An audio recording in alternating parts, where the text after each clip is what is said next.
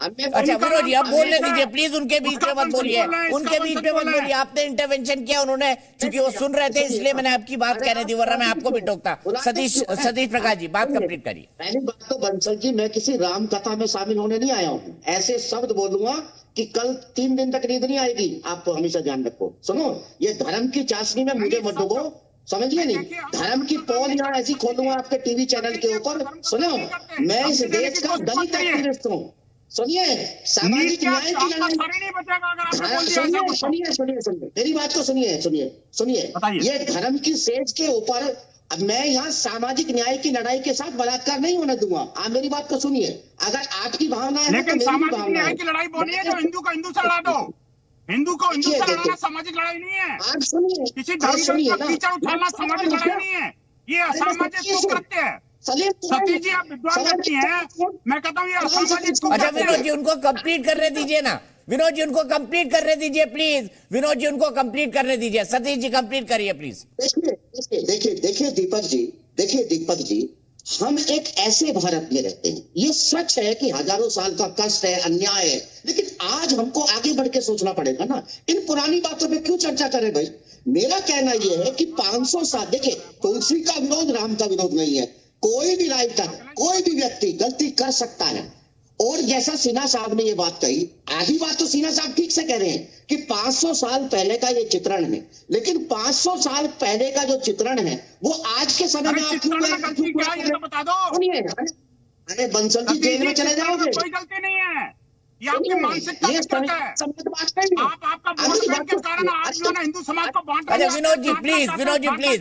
अच्छा सतीश जी को अपनी बात खत्म करने दीजिए प्लीज। विनोद जी प्लीज, सतीश जी खत्म करिए। देखिए दीपक जी, मेरा मानना ये है, सुनिए, ये पतझड़ों की बात सुनाकर यूं मुझे ना उदास कर। हम एक लोकतांत्रिक व्यवस्था में, हाँ, हमारा लोकतंत्र अभी शैशव अवस्था में है। तमाम विविधताओं का देश है। 75 साल बाद कौन सा शैशव होता है सर? वृद्धाश्रम में जाने वाला है हमारा लोकतंत्र। 75 साल बाद कौन सा शैशव होता है सर? लोकतंत्र को देखिए बंसल, हम दुनिया की सबसे बड़ी डेमोक्रेसी है और हम लोकतंत्र की जननी है, ये भी पता होगा सतीश प्रकाश जी। और ऐसे ही धर्म ग्रंथों में लिखा हुआ है, शायद आप मानते नहीं उनको। आप सुनिए ना, आप बंसल साहब से ये बता दिया कि भारत में 2,500 साल पहले लोकतंत्र पैदा किया। वो बुद्ध का नाम पे अटक जाएंगे ना, वो बिल्कुल बुद्ध है ना। 2,500 लोकतंत्र, और अभी भारत का तो जन्म ही नहीं हुआ।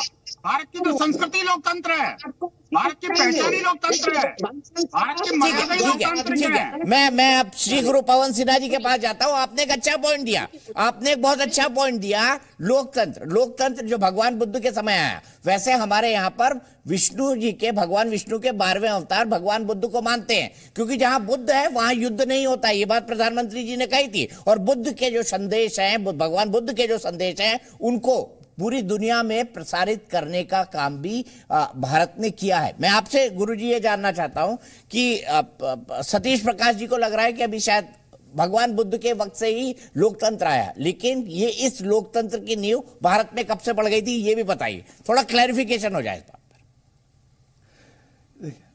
पर। ऋग्वेद के समय में 3 प्रकार की ऑर्गेनाइजेशंस होती थी, सभा, समिति, विदत। इन 3 में राजा सभा में, समिति में और लोगों के साथ बैठकर डिसीजन लेते थे। और कई बार महिलाएं भी उसमें शामिल हैं। सूर्या नाम की एक महिला का उसमें उल्लेख भी आता है। कई बार लोग राजा के निर्णय को परिवर्तित भी करा देते थे। राजा युद्ध का निर्णय कभी भी अकेला नहीं लेता था। ऋग्वेद काल की प्रथा ये मैं आपको बता रहा हूं, और तीनों समितियों के नाम मैंने आपको बताए हैं। एक अपर हाउस है, एक लोअर हाउस है, और एक जनता का घर है, जनता का दरबार है, जिसमें राजा अथवा उसके द्वारा नियुक्त अधिकारी वहां जाकर युद्ध की नीति की समालोचना करता था, या युद्ध करना चाहिए नहीं करना चाहिए, इस बारे में बात करता था। तो जब हॉब्स सोचता भी नहीं होगा, जब लॉक और रूसो ने राइट टू प्रॉपर्टी सोचा भी नहीं होगा, उस वक्त भारत के अंदर यह व्यवस्था थी। दूसरी बात जो मैं कहना चाहता हूं वो ये है कि भारत का समाज लगातार परिवर्तनशील रहा है। तो जिस शब्द से आज आप एक जाति विशेष को डिनोट करना चाहते हैं, वह उस वक्त नहीं थी।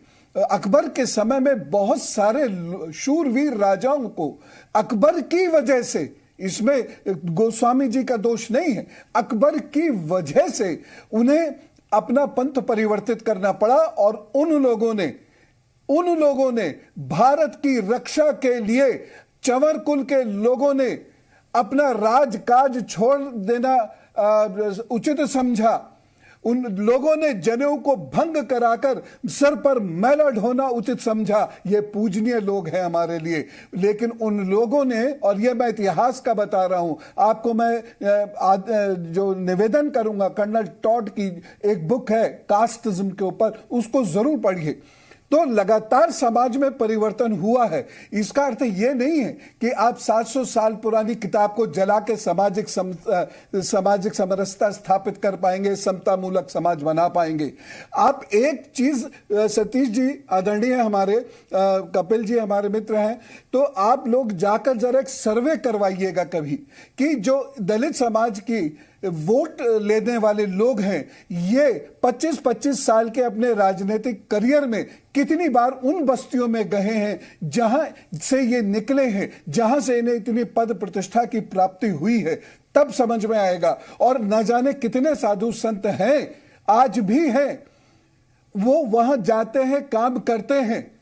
ऐसा नहीं है कि हम एक बिल्कुल काली पिक्चर समाज के सामने क्रिएट कर दें सिर्फ इसलिए कि ये 4 दोहे, वो भी गोस्वामी तुलसीदास ने नहीं कहा है, समुद्र कह रहा है। मैं इसलिए निवेदन कर रहा था कि माननीय नेतागण ये पढ़े कि असली बात किसने लिखी है। ये साहित्य है, साहित्य की तरीके से ठीक है।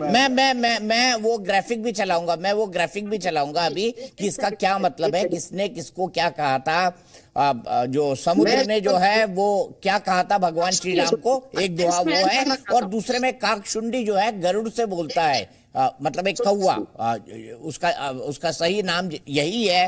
श्री रामचरित मानस के अंदर कौवा कहता है अपने बारे में, काकशुंडी कहता है अपने बारे में, वो मैं आपको बताऊंगा। लेकिन कपीश श्रीवास्तव जी, मैं भी देख रहा था, जय हनुमान ज्ञान गुण सागर, जय कपीश तिहु लोक उजागर, मैं रोज पढ़ता हूं और बड़े दिल से पढ़ता हूं, मान के पढ़ता हूं। तो ये राम भक्त हनुमान अब कह रहे हैं कि 500 साल पुरानी श्री रामचरित मानस के बारे में सवाल उठाकर, इससे क्या सामाजिक न्याय हो जाएगा? बताइए, क्या हो जाएगा सामाजिक न्याय? हो जाएगा तो मुझे हाँ कह दीजिए, नहीं तो मैं आपकी हर बात मानने को तैयार हूं। एक तो ये कि मेरा नाम भगवान श्री हनुमान जी के नाम पर है और वो भगवान श्री राम के बहुत बड़े भक्त थे जी। इसीलिए मैंने सबसे पहले ही बात वहीं से शुरू की कि भगवान राम के प्रत्युत्तर पर सवाल खड़ा करने वाले को इन्होंने पुरस्कार दिया। और स्वामी प्रसाद मौर्य जी ने रामचरितमानस के कुछ सूक्तियों पर प्रश्न खड़ा किया है, भगवान राम के चरित्र पर नहीं किया है, उनके अस्तित्व पर नहीं किया है।